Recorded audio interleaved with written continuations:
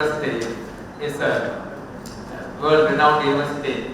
It's actually a century-old university, and so this focuses on agricultural education, research and outreach activities, mainly to cater to the needs of farming community in the state and elsewhere. And so, as a university, actually, the TNAU offers around 14 undergraduate programs and more than 20 master's and doctoral program, and research conducts involved in translating the transfer of technologies from the lab to land. So that way, the Tamil Nadu Agricultural University is struggling hard to cater to the needs of the farming community in the state. And so this is actually a well-renowned university, has produced more number of illustrious alumni. We proud to say that the TNAU has produced the world-renowned agricultural scientist Dr. M.S. Swaminathan and many illustrious alumni. So we are very much delighted to have here two illustrious alumni, Dr. Suresh Chandra Babu from International Food Policy Research Institute and Dr. Antumali from area, Indonesia. So these, what else we need actually? So with these few words, actually the Tamil Nadu Agricultural University is achieved a higher position in the national level also. Currently, our university is led by Dr. V. Deepa Lakshmi, who is a well-renowned the climate scientist, agronomist turned climate scientist. And our Vice Chancellor Madam is working hard to take the university at a global level. So just to acknowledge the hard work put by our Vice Chancellor, I would like to indicate here. So with this, I am taking great pleasure in presenting the mementos to our guests here. We request Dr. Suresh Kumar, Director of TNAU, to honor Dr. Venkatachalam Antumali, Director of Research Strategy and Innovation Area, Indonesia.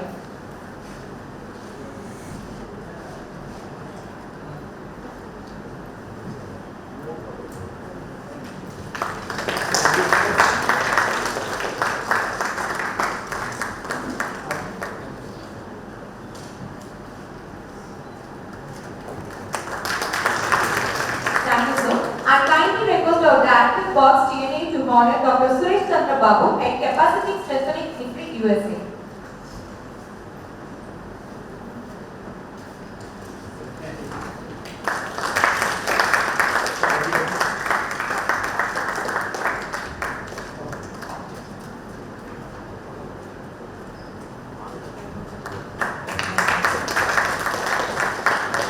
Thank you, sir. And we also kindly request Dr. D. Suresh Kumar, Director of Costs, to honor Dr. Buddhi Indra Sanjeevan, Advisor to the Ministry of Agriculture, Government of Indonesia.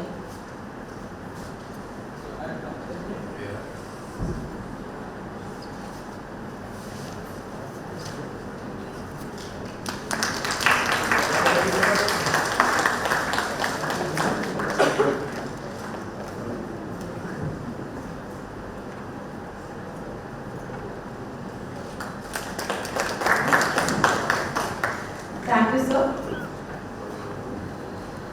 And now we request all the delegates across the globe to kindly gather for a group photo in front of our university or a building. After that, we commissioned and each session basically the agenda in front of you has the 4 sessions, and these 4 sessions has 4 key papers. Basically, what is the global issues, and then what are the challenges, and what type of actions that is we can look into it. This is a kind of long-term framework. This is the 10 to 15 years, and what type of knowledge gap that exists, and how it could be quickly filled in. Second thing is what type of policy actions are needed at 3 different levels. One is at the national level, and second thing is the regional level, and third one is the global level. So that is the objective of this 3-day meeting, and I very much would like to thank TNAU and IFRI and IGNISAT coming together and join the hands and developing these 4 papers. And the objective of the next 2 days of deliberation is to take inventory of climate smart agriculture approaches and track the progress that we made so far. And second thing is to map and drive the benefits of developing the climate resilient millet value chains and how we can improve the livelihood of the small scale farmers. Third, more important, is how we can catalyze the partnership among our countries, among our research community, and within the policy making community. So these are the 3 objectives that is we would like to deliberate today and tomorrow, and the third day is filled with field trips where we could have the chance to get an insight into what's happening in the real field. So once again, I very much welcome you all for the deliberations, and looking forward to have very fruitful and very hard academic debates, and as well as the policy interactions with the our officials coming from the different parts of the world. Once again, thank you very much. To be part of this exercise at the G20, T20 level, where we can contribute to the knowledge base, the evidence that exists so far from the consultative group on international agricultural research, that's CGIAR, of which IFPRI, the International Food Policy Research Institute, is part of.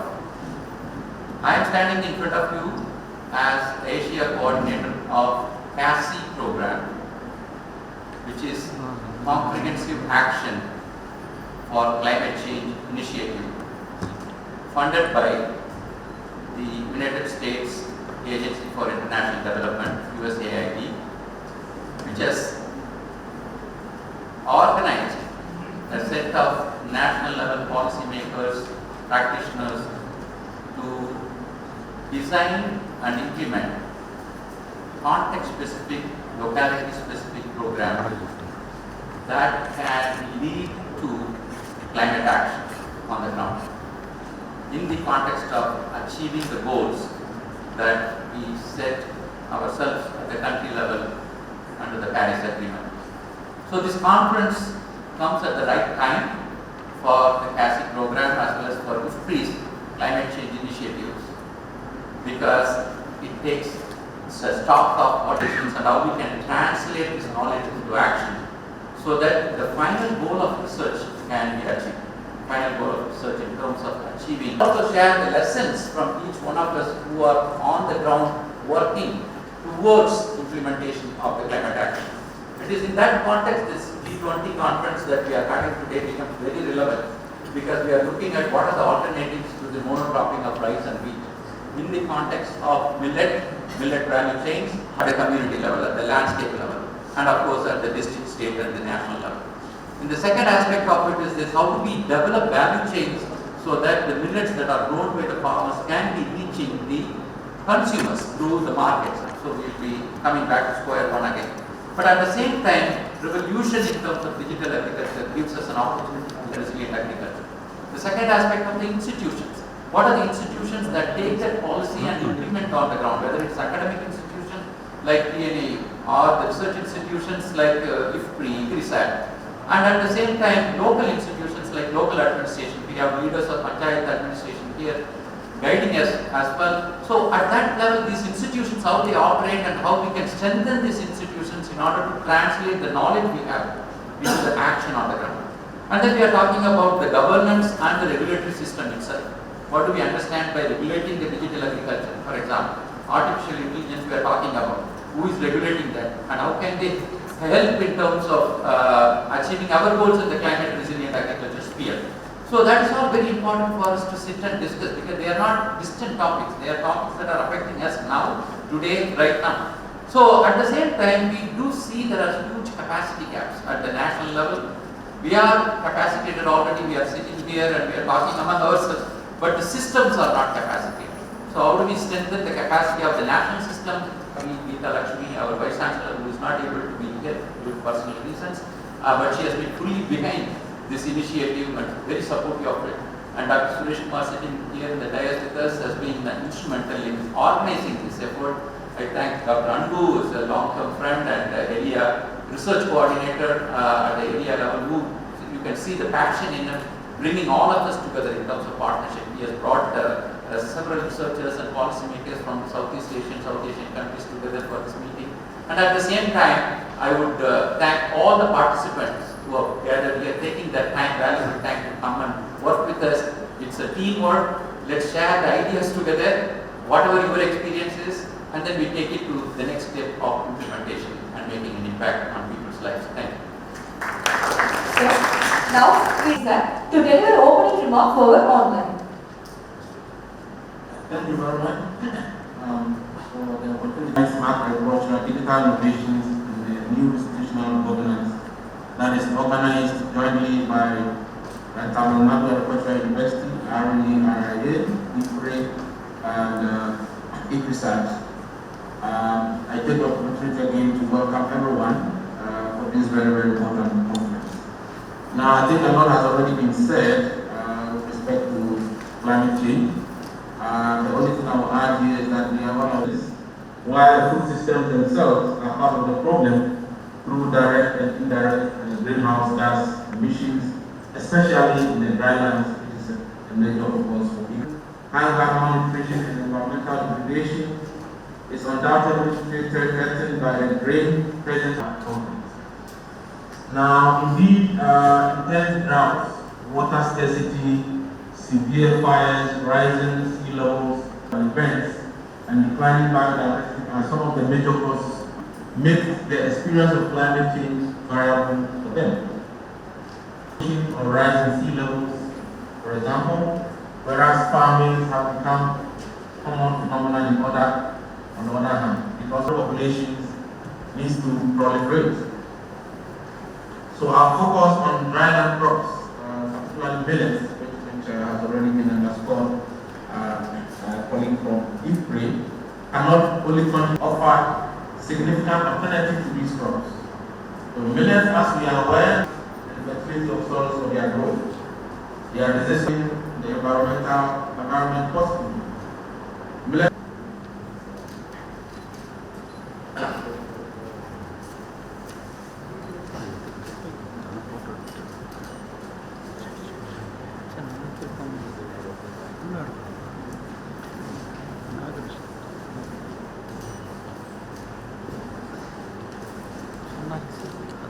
Google Meet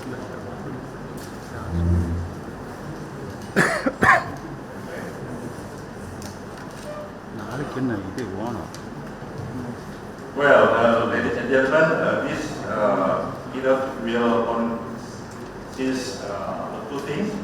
One, I would like to highlight the G20 or G20 ministerial meetings. First in Indonesia and the other one is in India. And I will give a description of what our program today and what the objective and also the private actions in a little more detail. And then I would like to share some development projects currently in Indonesia, of course related. Okay, next slide. So as we know that Indonesia chairman in 2020, in the past time. So they have seen what we call is balancing food production and trade to achieve food for all.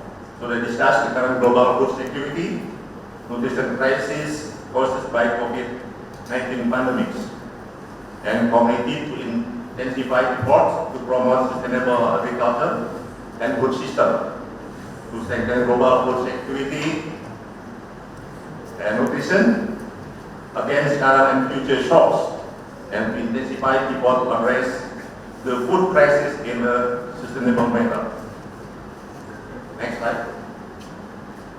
And here is in India. So the meeting was held in Hyderabad under the theme of One Earth, One Family and One Future.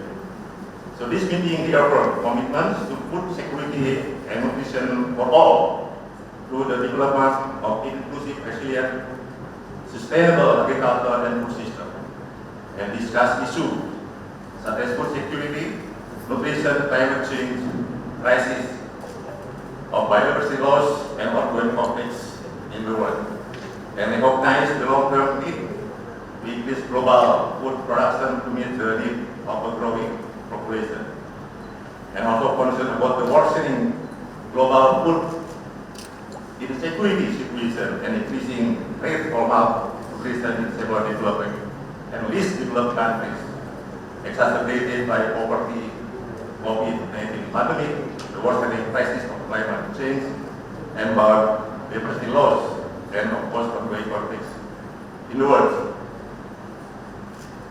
Next, please. And now we are here in line with the India G20 presidency under the One Family and One Future. The agricultural working groups intend to develop a global roadmap to improve food security, nutrition, strengthen international effort towards sustainable agri-food systems, and makes agricultural livelihood inclusive, equitable, and economically viable for producers. And we have 4 priority actions to be coordinated. One is food security and nutrition. Second is sustainable agriculture with the climate smart approach. 3, inclusive agriculture value chain and food system. And 4 is about the utilization for agricultural transformation. Now I would like to talk a little bit more detail about these 4 priorities. Next please. About food security and nutrition. We may know that food security is defined as the state of having reliable access to sufficient, safe, nutritious food to meet one's dietary needs for an active and healthy life. So there are 4 dimensions to the concept of food security. Thank you very much. Thank you, sir. We request Angelo T. Pures Mauricio, Government of Brazil, to deliver keynote address over online.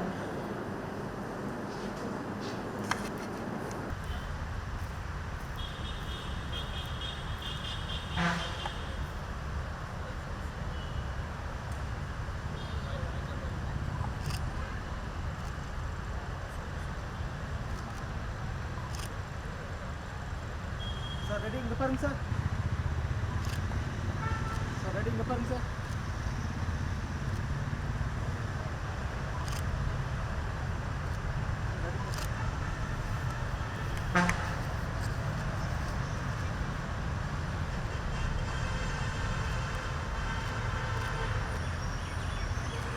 Okay, sir.